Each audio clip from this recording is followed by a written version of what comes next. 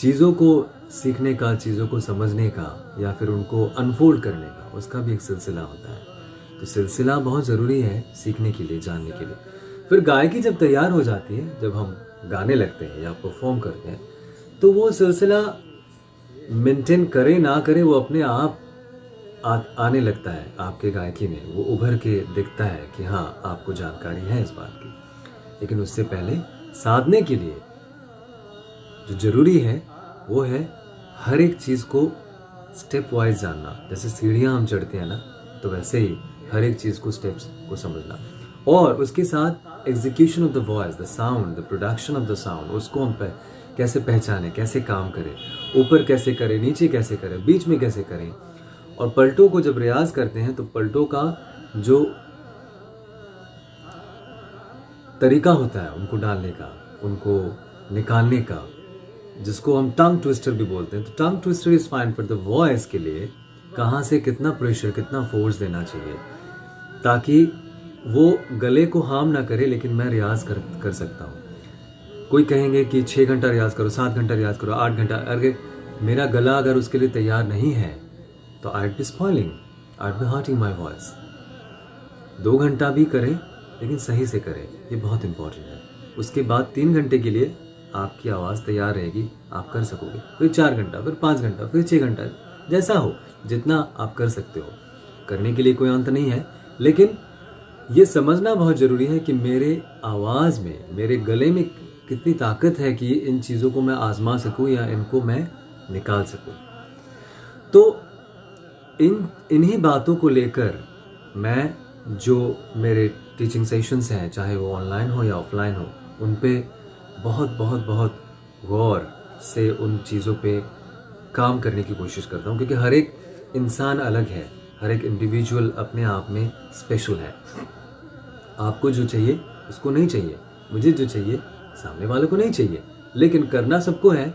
तो इसीलिए करने के लिए जो चीज़ें हमको आजमाना है, जिनको हम करना है कि चलो मैं इस चीज़ को रियाज करूँगा, ये आपको मैं कोशिश करता हूँ बताने की कि ये तुमको करना है, ये आपको करना है। फिर सामने वाले का अलग हो सकता है, लेकिन गोल क्या है? To get a soft yet a strengthened a very strong voice. कौन से स्वर पे, कौन सा हलक के कौन जगह से हम उसको निकालें, जिसको हम कहते हैं उसका मखरज क्या है, तो वो बहुत इम्पोर्टेंट होता है उसको संभालने के लिए। उसको गले को वो जिसको बोलते हैं ना कि न्यूट्रिशन देने के लिए। तो गले का न्यूट्रिशन क्या है? आप किस तरह से उनको रियाज कर रहे हैं, किस तरह से। खाना पीना भी बहुत ज़रूरी है, लेकिन उसके साथ कैसे आप चीज़ों को बोल रहे हैं। जैसे रागों में भी है कि एक राग एक बंदिश में एक जैसे सुनने में लग रहा है, दूसरे में दूसरा लगेगा। क्यों? क्योंकि उस हर एक राग में हम हर एक एलिमेंट का प्रयोग नहीं कर सकते हैं।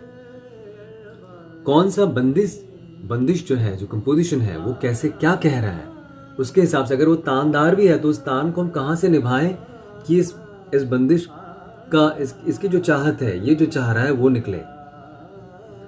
तो मेरे गले में एक तान आता है, उसका मतलब हम सारी चीज़ों में उसी को आजमा रहे हैं। ये गलत होता है, ये नहीं करना चाहिए। तो ये गलतियों को हम ना करें, इसके लिए फंडामेंटल्स, और फंडामेंटल्स भी कैसे, उन फंडामेंटल्स पे कैसे काम करें। जैसे कि मैंने कहा कि मेरे लिए जो ज़रूरी है आपके लिए शायद ना ज़रूरी, लेकिन हाँ, कुछ बेसिक चीज़ें हैं जो उनको जानना चाहिए, जिनको समझना सीखना होता है। लेकिन उनको भी हम कैसे रियाज करें, मैं किसी तरह से करूँगा, वो दूसरे तरीके से करेगा, तीसरी तरीके से करेगा। तो जो भी मेरे गुरुओं से मुझे जितना भी सोच समझ मिला है, और मेरे एक्सपीरियंस जो मैंने इतने सालों में मैं समझ सका हूँ, तो I am happy to share those, and I am trying to pass those to my students who have been learning. So if you wish to join, if you're keen to join and know more, don't hesitate to contact me through my email ID given below or the WhatsApp number given below. Feel free to contact for offline and online classes, and also to know more about my upcoming workshops. Thank you. Namaskar. Welcome again to Deva's World of Art of Singing.